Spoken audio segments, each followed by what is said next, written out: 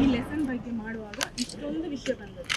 ಇದರಲ್ಲಿ ಏನಿದೆ ಹೇಳಿದರೆ, ನಾವು ಮಂತ್ರಗಳನ್ನು ಹೇಳುವುದಾಗಿ, ಭಜನೆಗಳು, ದೇವರ ನಾಮಗಳನ್ನು ಹಾಡುವುದರಿಂದ ದೇವರು ಬರುವುದಿಲ್ಲ. ನಾವು ಮಾಡೋ ಕೆಲಸಗಳಲ್ಲಿ ನಾವು ದೇವರನ್ನು ನೋಡಬೇಕು. ಆ ಥರದ ಒಂದು ರವೀಂದ್ರನಾಥ ಟ್ಯಾಗೋರ್ ಅವರು ಬರೆದಿರುವಂಥದ್ದು. ಆ ಥರದ ಇಲ್ಲಿ ಅವರು ಒಂದು ವೇಳೆ ಆ ಥರ ಕೊಡಬೇಕು, ಅವ್ರು ಹೇಳಬೇಕಿತ್ತು, ನಾವು ದೇವಾಲಯಗಳಿಗೆ ಹೋಗಿ ಮಾಡೋ ಬದಲು ನಾವು ಒಳ್ಳೆ ಉತ್ತಮ ಕೆಲಸಗಳನ್ನು ಮಾಡಬೇಕು ಸಮಾಜಕ್ಕೆ, ಅದರಲ್ಲಿ ದೇವರನ್ನು ನೋಡುವಂಥ.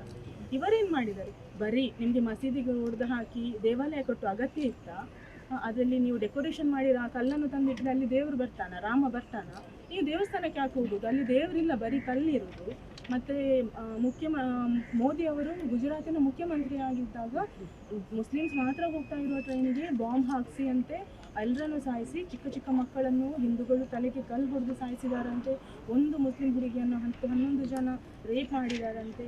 ಮತ್ತು ಗೋಧ್ರಾ ಹತ್ಯೆಯಲ್ಲಿ ಬಾಂಬ್ ಬ್ಲಾಸ್ಟ್ ಆದಾಗ ಟ್ರೈನಲ್ಲಿ ಒಬ್ಬರು ಗರ್ಭಿಣಿ ಇದ್ದರು, ಅವರ ಹೊಟ್ಟೆ ಹೊಡೆದು ಮಗು ಹೊರಗೆ ಬಂತಂತೆ. ಇಂಥ ಚಿತ್ರಣ ಬೇಕಾ ಸರ್? ಆ ಕ್ಲಾಸಲ್ಲಿ ಹಿಂದೂ, ಮುಸ್ಲಿಂ, ಕ್ರಿಶ್ಚಿಯನ್ 3 ಧರ್ಮದ ಮಕ್ಕಳು. ಆ ಧರ್ಮದ ಮಕ್ಕಳಿಗೆ ಇಷ್ಟುವರೆಗೆ ಗೊತ್ತಿಲ್ಲದ ವಿಷಯವನ್ನು ಇವರು ತಿಳಿಸಿ, ಅದೇ ಮಕ್ಕಳು ದೊಡ್ಡದಾಗುವಾಗ ಈ ವಿಷಯ ಬೆಳೀತಾ ಹೋಗೋದಲ್ಲದೆ ಕಡಿಮೆ ಆಗೋದಿಲ್ಲ.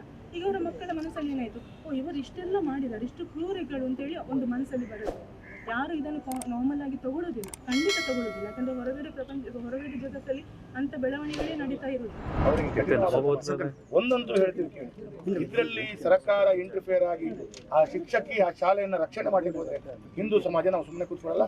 ನಾವು ಶಾಸಕರ ನೇತೃತ್ವದಲ್ಲಿ, ಸಂಘಟನೆ ನೇತೃತ್ವದಲ್ಲಿ ಹೋರಾಟ ಮಾಡ್ತೇವೆ, ಗಲಾಟೆ ಮಾಡ್ತೇವೆ. ಅದಕ್ಕೆ ಆಗುವಂಥ ಘಟನೆಗಳಿಗೆ ಎಲ್ಲವೂ ಯಾರು ಕಾರಣ ಅಂತ ನೀವೇ ಕಾರಣ.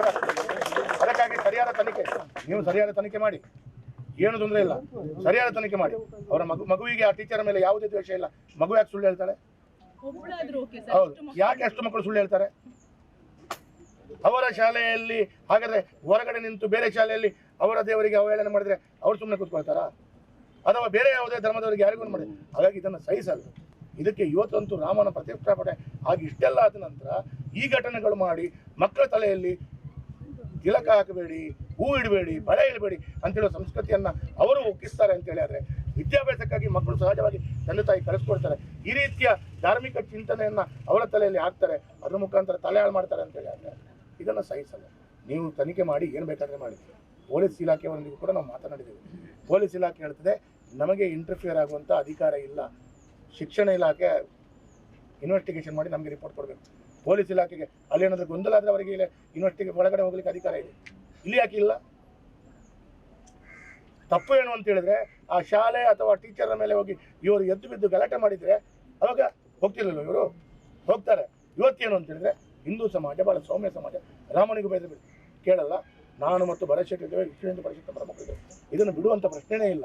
ನೀವು ನಿಮ್ಮ ತನಿಖೆ ಮಾಡಿ ಪೊಲೀಸ್ ಇಲಾಖೆ ಕೊಟ್ಟು ಅವ್ರ ಮೇಲೆ FIR ಹಾಕಿ ಬಂದು ಅವ್ರ ಮೇಲೆ ಶಾಲೆಯಿಂದ, ನಿಮ್ಮ ಶಿಕ್ಷಣ ಇಲಾಖೆಯಿಂದ ಯಾವ ರೀತಿ ತನಿಖೆ ಆ ಶಿಕ್ಷಣ ಸಂಸ್ಥೆ ಮೇಲೆ ಮತ್ತು ಟೀಚರ್ ಮೇಲೆ ಪಡ್ಕೊಳ್ತಾರೆ. ಒಂದು ಹೇಳ್ತೆ ಕೇಳಿ.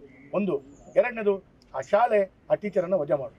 ಇದೆಲ್ಲವೂ ಮಾಡಿಸುವಂಥ ಕೆಲಸ ಕಾರ್ಯಗಳು ನಿಮ್ಮ ಮುಖಾಂತರ ಆಗಬೇಕು. ಇಲ್ಲದಿದ್ದರೆ ನಾಳೆ ನಿಮ್ಮ ಮನೆಯ ಹೊರಗಡೆ ಪ್ರತಿಭಟನೆ ಆಗೋದು, ನಿಮ್ಮ ಮೇಲೆ ಎದ್ದೇಳಿ ಬರುವಂಥದ್ದು, ಮತ್ತು ಅದರ ನಂತರ ಆಗುವಂಥ ಎಲ್ಲ ಘಟನೆಗೆ ನೀವು ಶಿಕ್ಷಣ ಇಲಾಖೆ ಜವಾಬ್ದಾರಿ.